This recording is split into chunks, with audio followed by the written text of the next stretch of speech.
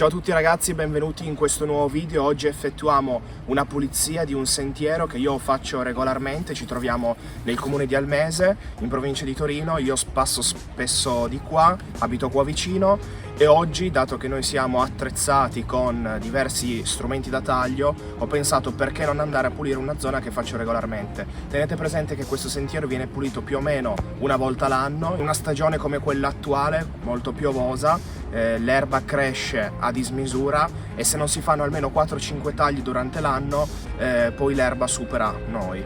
Quindi in questo caso vedo che è stato fatto solamente un taglio. Ho pensato perché eventualmente non passare, dato che abbiamo testine, decespugliatore e quant'altro, e con l'occasione andiamo a provare anche i nostri attrezzi.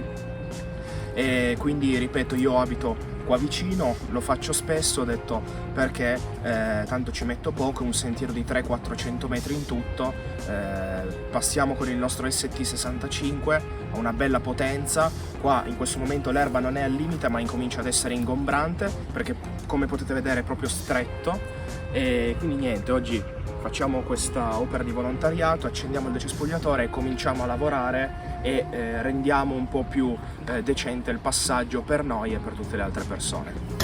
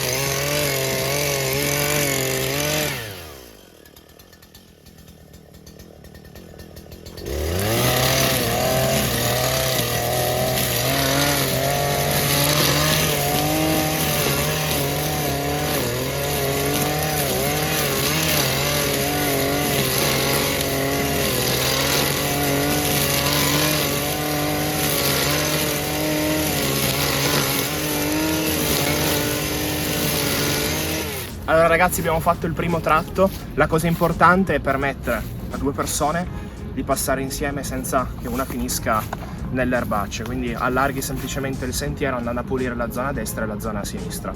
Oggi abbiamo lavorato con il nostro ST65, qua la vegetazione non è al limite, si può lavorare anche con un decespugliatore un po' più piccolino e ovviamente sempre con la nostra testina uragano con filo quadro da 3 mm.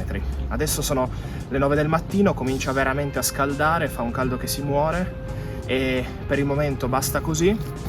Verrò poi questa sera a fare la parte finale, ok? Ragazzi, vi ringrazio per la visione. Se vi è piaciuto il video mettete un like e commentate qualsiasi cosa e vi ricordo di iscrivervi al canale. Un saluto a tutti e ciao da Alberto.